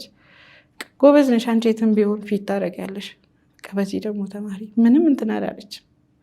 ሌሊት ተነስታ አጋዧን በቃ ይበቃናል፣ ለምንድን ነው የምትከፊያለች? እኔ እሰራለሁ። ሌሊት ትነሳና በፊት ቀስቅሻት ራሱ ለቁርስ በቃ ጎበዝ እንትን እኔም እንድታርፍ ነው የምፈልገው ጥናት ላይ ስለምቆይ። አሁን በራሷ ኃላፊነት ሲወርድ በሌሊት ትነሳለች፣ ወንድሟ ነገር ታበስላለች፣ ለራሷ እንትን ትሄዳለች። ደግሞ ባጃጅ መክፈል አቅቶኝ ማለት ነው በእግሯ ነው የምትሄደው። ሩቅ ነው ራቅ ይላል ካለንበት፣ ግን በእግሯ ደርሶ ፀሐዩ መሲ መሬት ብትነቅሪ የሚነድ ሙቀት ታውቂያለሽ። ወንበር ስትቀመጪ በጋ ላይ በተለይ ወንበሩ ይሞቅሽ፣ ከባድ ሙቀት። ያንን ተቋቁማ ስትመጣ ጠቁራ አያታለሁ። ጎበዝ የኔ ልጅ ምናምን አምባታል። ምንም ማድረግ አልችልም፣ ምንም አልችልም። እና መንግስት ቤት ነው የምትማረው። ይሄኛው ውሎ መዋል ግቢ ውስጥ ያሉ ልጆች ሁሉ ሄዱ ወደ ትምህርት ቤት። ይሄ ቀር እኔም ትምህርት ቤት ሄዳለሁ አለ። ያው ረባሽ ይሯሯጣል፣ ይጫወታል። እሱ እንትኑ ነውና በምን ልውሰደው? እኔ አስቤዛ ቤት ኪራይ ቻለች፣ እነሱንም ማጎርሳቸው ሆነ። ያንን ነው የማስበውና እንዴት አድርግ። አንድ ደግ ጎረቤት አለች እና አይታ ልጇ ጋኩያ ናቸው። እንደውም እሷ ስራ ላለች እኔ በቃ እንትን እለዋለሁ ይግባ አለች። ለእኔ በጣም ርቀት ነው፣ ግን ደስ አለኝ ደግሞ በቃ እንዲህ አይነትም ሰው መኖሩ ገባ። አንዷም እንዲህ ጤና ባለሙያ ናት። እሷም እዛው ግቢ የምትኖር ኮዳ ምሳቃ ገዛችለች ጊዜ ትባላለች። ደስ አለኝ ደግሞ ማለት በቃ አላለን ለኔ በቃ የሆነ ነገር ሆነ። በቃ እሱ ሂዶ እዛ ይውላል፣ ጠዋት ከእነሱ ልጆች ጋር ይሄዳል፣ ቀን ይመጣል። ደስ አለው እሱም በቃ የሆነ ነገር እንደተደረገለት ከልጅ መሃል ያንን ማድረግ እንኳን አቅቶኝ እኔ የሰው ልጅ እንኳ ማስተምር እንትን ምን ነበር ወንድሞቼን ከአንድም 3 4 በቃ ማስተምር የነበረው ለራሴ ልጅ መሆን ማቅቶኝ ከምንም አጥቼ በቃ እንዲሁ በቃ ምናምን አለው። በዚህ መሀል የሱም ስልክ ጠፋ። እኛም እንትናል የባለቤትሽ ወዴት እንሄድ የት አባት ሄዳለሁ። አንድ ዘመድ ጋኔ በሌላ ሰዓት እንዲወድቅ ያልጠየቀኝ ቤታቸው እጄ እንትናል ከእኔም ሩቅ ናቸው። እዛ ሀገር ላይ ምንም የለኝም። ወዴት ሄዳለሁ? በዚህ መሀል እያለቀሱ ጓደኞቼ ክትትሉንም ቀረው። በቃ እዚህ መምጣት ፎሎ አፕ የሚባል ነገርም ተው። በምን እንቀሳቀሳለሁ? ከዛ ጓደኞቼ እንዴት ነው ሲሉኝ እኔ እንጃ ሁሌ ችግር ነው ማውራቸው። ምንም ማውራት እኮ ነው አልደውልላቸው። እስቲ አንቺ እንዲህ ነበርሽ እንዴ? እኮ ጎበዝ ነሽ ታለቅሽ ነው እንዴ? እንባ ይቀርበኛል። እና አይ ምንም ራፍ የለውም ይሄ ነገር በቃ አላቅም። በቃ አትቸግሩኝ። ምን ማድረጉም አላቅም። ልጆቼ መሆን አቅቶኛል። ሕክምናውንም በዚህ ነው የቀረሁት። ምንም የለኝም። ቴሌግራም ግሩፕ ከፈቱ። በቃ አካባቢያችን ላይ ያለው አብረን የሰራነው የተማርነው እንትን እንዲሉ ማሰባሰብ ጀመር። ማለት ጠየቁኝ ሲሉኝ ሰው ፊት ልውጣ አልኳቸው። ልጅ ወልደሽ እንዴት ተስፋ ትቆርጫ? እንዴት የሰው ፊት ትፈሪያለሽ? የወለድሻቸው ልጆች አሳዝኑሽ፣ ታክመሽ እነሱ መቀጠል አትፈልጊም ምናምን። እውነት ነው ፈልጋለሁ፣ ግን ሰው ፊት መቆም ከባድ ነው በጣም። ያ ደግሞ ከበደኝ። አይ በቃ ወስኜ እንትን እንበላለን። ለራሱና ለቤተሰቡ ምቾትና ክብር የሚሰጥ ቤት ይፈልጋሉ? እንግዲያውስ ይህ በ150 ካሬ ሜትር ላይ ያረፈ ቤት በአዲስ አበባ ለመኖሪያ ምቹ በሆነችው ላፍቶ የሚገኝ በውስጡ 6 ሰፊ መኝታ ቤቶችን የያዘ ድንቅ G+2 መኖሪያ ቤት ነው። 2 ማስተር ቤድሩም፣ 5 ዘመናዊ መታጠቢያ ቤቶችና ለቤተሰቡ ምቾት ተብሎ የተነደፉ ወይንም ለተለያዩ ዝግጅቶች የሚያገለግል ሰፋ ያለ ቴራስ አሉት። እጅግ ሰፊ የሆነ መመገቢያ ወይንም ዳይኒንግ ክፍል እንዲሁም የባህላዊና ዘመናዊ ምግብ ማብሰያዎችን አጣምሮ የያዘ ነው። እንደ አቅሙ ለምቾቱና ለደህንነቱ ታስቦ በተለየ ትኩረት የተሰራ 2 መኪኖችን ማቆም የሚችል ሰፊ ቦታም ተካቶበታል። ይህ መኖሪያ ቤት ብቻ አይደለም፣ የደስታው ምንጭ የእፎይታውም ስፍራ ጭምር ነው። ይህ ልዩ ዕድል እንዳያመልጡ። በ0955 97 11 11 ወይንም በ0955 98 11 11 ላይ አሁኑ ይደውሉና ይህን ቅንጡ መኖሪያ ይጎብኙ። ዳዬ ፕሮፐርቲስ፣ የላቀ የኑሮ ደረጃ። ካሳ መክፈል አልቻለም ሆስፒታሉ፣ የጤና ባለሙያው። አሁን ብዙ ሰው እና ፌስቡክ ላይ አንድ ያክስቴ ልጅ ፖስት አድርጎ ነበር በቅርብ። በቃ ለምንድን ነው ቢያንስ በገንዘብ ላሳክመሽ አልችልም፣ በቃ ኢዮብ ግርማ ይባላል ፖስት አደረገ። ብዙ ሰው አየ፣ ከ1 ሚሊዮን ምናምን በቃ ይታግናል። ግን ሁሉ ሰው የሚለው ምንድን ነው ሆስፒታሉ ለምን ካሳ አይከፍልም? ለምንድን ነው ማሳክማትስ ነው የሚለው። እንዳልኩሽ እኔ በዚህ እንትን ሁኔ እሱ ወዲያው ሄደብኝ። እኔ ወጥቼ እሱን ማስጠየቅ አልቻልኩም። ባለቤትሽ ሄደ? ባለቤት ሄደ አግዞኝ ተሯሩጦ እንትን የሚል እሱ ነበረ። የሆነ ነገር እንዲህ ህግ ካም እነሱ ማድረስ የነበረበት። መጨረሻ ግን እነሱ በራሳቸው ምንም ያሉኝ የለም። ሆስፒታልም ሆነ ሰውዬም ባለሙያው እንደዚህ ያደረገኝም ቢሆን ምንም ያለኝ የለም። የሆነ ሰዓት ሄድኩኝ እኔ እዚህ ሀገር ስመጣ 29 በፈረንጆቹ እንዴት ነበርኩ? እውነት ነው ብሽመሲ በጣም ዘናጭ፣ ራሴ የምጠብቅ ስፖርት ሰራለሁ እንዳልኩሽ፣ ተጨማሪ ነገሮች እንዲህ ገንዘብ ላይ ችግር የለብኝ እና ታውቂ ነበረ። እኔ የተሻለ ፍለጋ መጥቼ እስቲ ዛሬ ያለሁበትን እያልኩት በቃ ይሄ ፊቴ ነው አይደለም እኔ መስታወት ማየት ራሱ በጣም ፈራ። እውነት ባለቤቴ እንዳው እግዚአብሔር ፈሪያ እግዚአብሔር ኑሮበት እንጂ ጥሎኝ የሚሄድ ነው። በቃ ይሄ አቋም ይሄ አሁን እኔ አይደለሁም። ይሄስ እንዲህ ከማቅም ያለፈ እንዲህ አይነት ውፍረት በራሱ ይሄ የመሙ ያመጣብኝ እንትን ነው። ሰውነቴ ያባብጣል፣ ፊቴ ተላልጧል። ይሄ የምሸከመው ስጋ አለ ይላል። እንዲህ ነበርኩ ወይ አልኩት። ድነሻል አይደል እኔ ድነሻል እኮ ነው መሰለኝ ያለ በቃ አለ እንዴት እንዳው ይደርስ ምን ሆነሽ ምናምን ብላል አልከኝ። ለእኔ እርዳታ እስከመጠየቅ እንዳው እንዴት ሆናለች ብለህ እንደሰው እንዴት እንዳው ስብና አልተሰማም እንዴ ጭንቅላት ብለናል። ራሱ ዶክተሩን ራሱ ገብቼ አግኝቼው አላውቅም እስከዛ ቀን በአካል ያው እንደታመመ ሕክምና እንደሚሄድ እጄ ነው የገባሁት ክሊኒኩ ጋር ወሰዱኝ ብዬ እንጂ በራሴ ምንም እንትን ማለት አልችልም። እና ግሩፑ ላይ አዳርጉን በቃ እንትን እላለሁ አለ እና ግሩፑን ክሬት ያደረጉትን ልጆች እንደዛ አልኳቸው አዳረጉት። በጣም የሚያስቅር 10,000 ብር ነው እንትን ወደ ያደረገው። በጣም አዘንኩ። ምንም አላልኩትም። አሁን በህግ ተይዟል። ፍትህ እፈልጋለሁ እውነት ለመናገር ለምን ህይወቴ ወደኋላ ነው የተጎትተው። እንዳልነበር ነው ያልኩት እንዳልነበር መሲ ማርያም ምናምን ብዙዎች ያውቁኛል። አሁን እዚህም አዲስ አበባም እንዳልኩሽ ስተንቀሳቀስ አዲስ ከተማ ሁላቸውም 7ኛ አካባቢ በጣም ብዙ ሰዎች ያውቁኛል። በጣም በቃ እኔ በፍቅር ለሰው ስደርስ እቤት የታመሙትን እጄ ማያ እንኳን ጤና ጣቢያ የመጡትን አይደለምና በጣም በቃ ወደኋላ ጎተቱኝ። ሰው እንዳደርግ ከሰው ጋር ድራራቅ አደረጉኝ። ኢቨን ባለሙያነቴን ያልኩሽ እኮ በፊት ሰው መድኃኒት እንኳን ገዝቶ በቃ ጎበዝ ናት ብሎ ስለሚያስቡ ይሄ መድኃኒት ተሰጠን ሐኪም እስቲ እንውሰድ ብሎ ጎረቤት መታየው። አሁን ባለሙያነቴ ራሱ ሰው ረስቶታል። ምን አለፋሽ እኔ ያሉ ሌላ ሰው ይፈልጋሉ። ስራ ላለውማ እውነት ናት አይደለም ራሱ እንትን ውስጥ ገቡ እና በጣም ሳይኮሎጂካሊ ልጄን የመድረስ አቅቶኝ በቃ ጎረቤት እንዲህ እኮ አባረርም ያማል በጣም ለልጅሽ እንኳን መሆን አቅቶሽ ማለት ነው። እና የሆነ ነገር እንዲህ መጫወቻ እንዲያርግልኝ እንዲህ ሲል የሆነ መዋሸት ይሄ ሌላ አእምሮ ላይ ስንት ነገር ነው ያደረሱት። እና እኔ አሁንም ምለው መሲ ነገሮችን በጣም አሰፋው እና በጣም በቃ ትፈልጋለሁ እውነት የኢትዮጵያ ሕዝብ ነገር የደረሰ ብሎ እንዲጠይቅ እፈልጋለሁ። ወይ ባለቤትሽ ድምፁ ተገኘ? አለ አገኘሽ? አለ እዛው ነው። ግን እንዳልኩሽ በቃ ምን ያርግ በቃ እኔ ምኑን ከምን አዳርስ እኔ የሰው ደም ቅርብ የሚያስተኛ አይደለም። በሕክምና እንግዲህ የሕክምና ስህተት ሲኖር ይሄንን አጣርቶ የሙያ ስነ ምግባር ጥሰት ተፈጽሟል ተብሎ ሲታመንበት አስተዳደራዊ እርምጃዎችም ሌሎች ነገሮችም ይወሰዳሉ። በዚህ መልኩ የተደረገ ነገር አለ? ምንም የለም። ምንም ነገር የሰማሁት አንዳች የለም።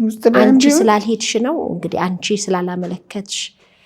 ባላመለክትም ምንድነው እንደንትኑ በየጊዜው የሚደረግ ነገር አለ ማለት ምን ተሰራ ምን ተሆነ ተብሎ አሁን ማታ የተሰራው ነገር እንደነበርኩበት በሙያ አሰራር ጠዋት ላይ ሪፖርት ይደረጋል። የሆነ ስህተት ቢኖር የጤና ባለሙያ ስለሆንሽ ታውቂዋለሽ። ምንድነው የሚደረገው? አሁን ማታ ላይ ስትሰሪ ያደርሽው ጠዋት ሪፖርት አድርገሽ ነው የምትወጪ። ቀንም የነበረው አንድ ወር ይደረጋልና ከዛ ታውቂያለሽ ያለው ችግር የደረሰው ምን የሆነው ነገር እንደዛ ነው አሰራሩ። የኔን ደግሞ ልኬላቸዋለሁ በቃ እንዳሉት ለዲፓርትመንቱ ኃላፊ ልኬለታለሁ። ይሄ የደረሰውን ነገር ሁሉ ይኸው እንዲሆኝ ቴሌግራም ላይ ላኩለት። ለሱም ለሐኪሙ ራሱ ተልኮለታል። ገብቶሻል? ከዛ በኋላ ግን እሱ ላይ ምንም እንትን የተባለ ነገር የለም። ምንም የሰማሁት የለም። አንዳች በቃ ቢያንስ እኮ ሙያ የሆነ ነገር ሆስፒታሉም የሆነ ነገር ማድረግ ይችላል። እሱም አልኩሽ እኮ እንደ ሰው እንኳን እንደ ጓደኛ እንኳን የሆነ ነገር ምንም የለም። እኔ ያውቃሉ በቃ እንደዚህ መሆንን አግባብ እንዳልሆነ በደንብ ያውቁታል። ግን ለምን እኔ ላይ እንዲህ እንደጨከኑ ልቦናቸው እንደታወረ ግን ምንም ሊገባኝ አልቻለም። እንዲህ ወድቄ ያዩኝ ነው በቃ ከዛ አካባቢ ያልተሰወርኩ። የገጠመሽ የሆነው ነገር በጣም ነው የሚያሳዝነው። በሕክምና ስህተት ሙሉ በሚባል ደረጃ እንግዲህ ህይወትሽ ተመሰቃቅሏል። ቢያንስ ግን ፍትህ ነው የምትፈልጊው፣ እንዲሁም ደግሞ ደጋግ ኢትዮጵያውያን ከጎንሽ እንዲሆኑ ነው። አዎ እፈልጋለሁ። ነገ እንደኔ አሁን የጤና ሚኒስቴር በሪ አለ የምትሰሚው ሁሌ ቴሌቪዥን ላይ ጆሮአችን ላይ የምንሰማለን። ማንም እናት ህይወት ልትሰጥ ህይወት ማጣት የለባትም። እንግዲህ ይሄ ደግሞ እየወለድሽ ደምተሽ አይደለም ማለት አንዳንዴ በራሳቸው የሚከሰቱ ነገሮች አሉ። ደም አልቆም ብሎ በእንደዚህ የሚያልፍ ህይወት አለ ማለት እርግዝና ሁሉ ፐርፌክት ሆኖ ልጅ የሆነ ታቅፋለች አይደለም። እና ይሄ በቃ ከተረሳ በስተት ነው። በቃ ሐኪሞቹ የፈጠሩት ስህተት ነው። ያ ስህተትም ብቻውን አይደለም እኔን የገደለው ወደኋላ መለሰኝ። ከስህተቱም በኋላ ደግሞ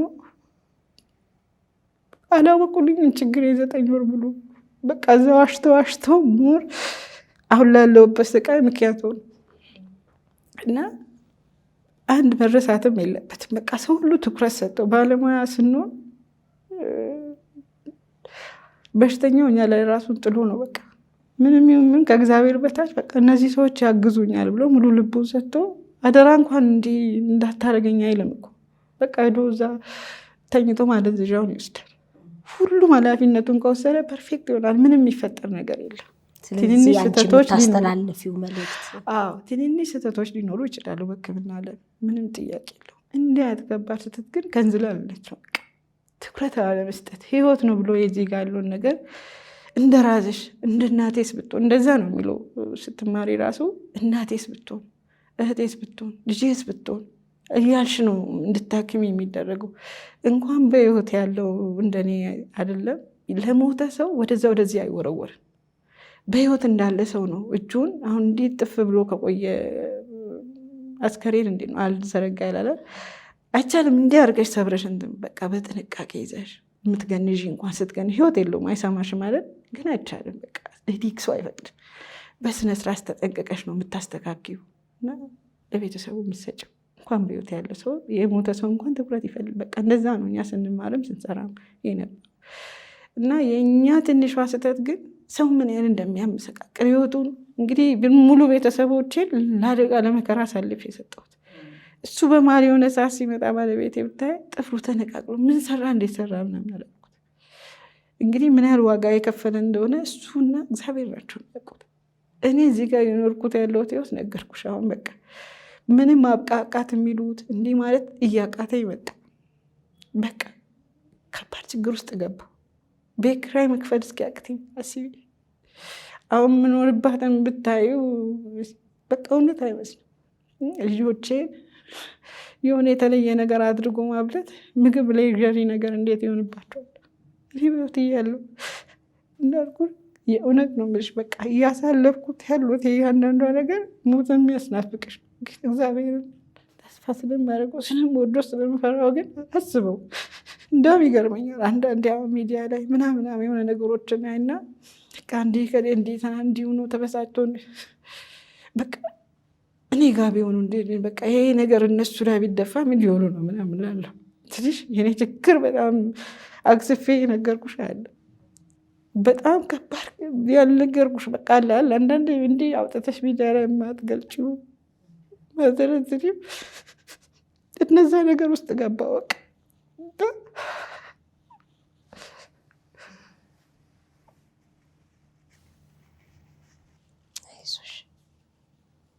አሁን ሰዎች በምን ያገኙሽ?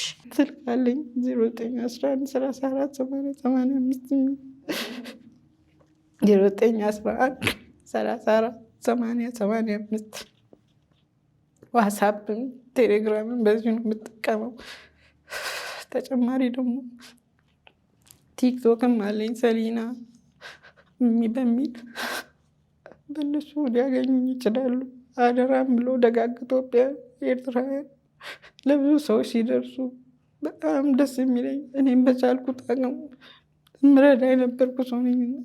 ዛሬ ደግሞ አቃተኝ። ለልጆቼም ለራሴ መሆን አቅቶኛል። ድረሱልኝ እባካችሁ እና የመንግስት አካል ሆኑት ቤቶች ላይ ያሉት እነ ክብርት አዳነች አቤቤ ለልጆቼ ለእኔም ማረፊያ ቤት ይስጡ። ምክንያቱም ጎዳና ላይ የወደኩኝ ነው። ደጋግ ቲክቶከሮች እና አዶናይ ድረሱልኝ ነው የምለው። በተቻለ መጠን እርዱኝ እባካችሁ እርዱኝ። ሰው ፊት መቆም እጅግ በጣም ከባድ ነው፣ ግን ስራ አቃተኝ መጣሁ። አሁን መስራት ትችያለሽ? ስራ ብታገኚ አሁን ባለኝ ነገር እንዲገባል ነገር ምናምን አልችልም። እንዳልኩሽ ሕክምና እፈልጋለሁ። የመጀመሪያው ነገር ሕክምና እፈልጋለሁ። የለውም ይሄ ወዲ አብጧል፣ ሰውነቴ አባብጧል። በቃ ይሄ አይደለም የኔ አቋም።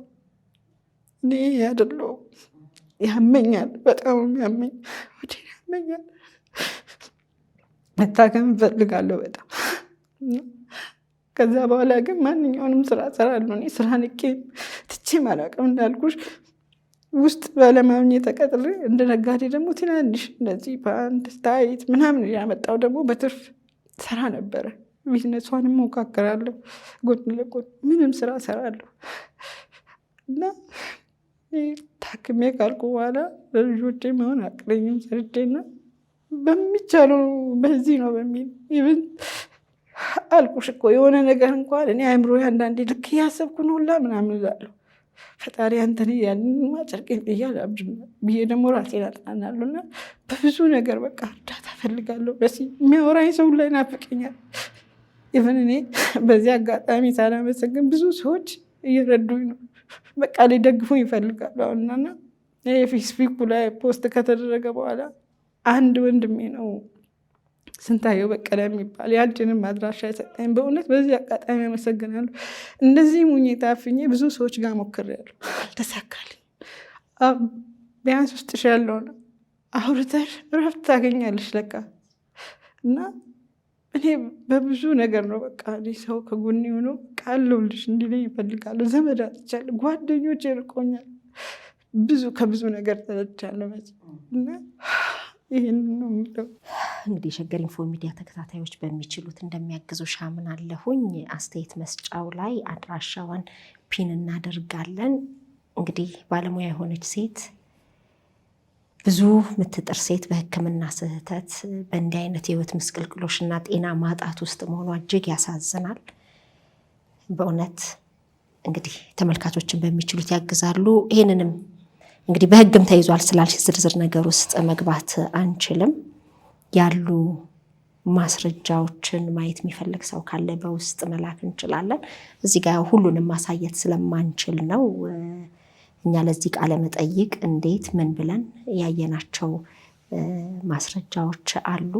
ግን በመላው ዓለም የምትኖሩ የሸገር ኢንፎ ሚዲያ ተከታታዮች በምትችሉት እንድታግዙ በአክብሮት ነው የምጠይቀው። አይዞሽ፣ እግዚአብሔር ጤናሽን መልሶ የካሳ ህይወት የካሳ ዘመን እንዲሰጥሽ እመኛለሁ።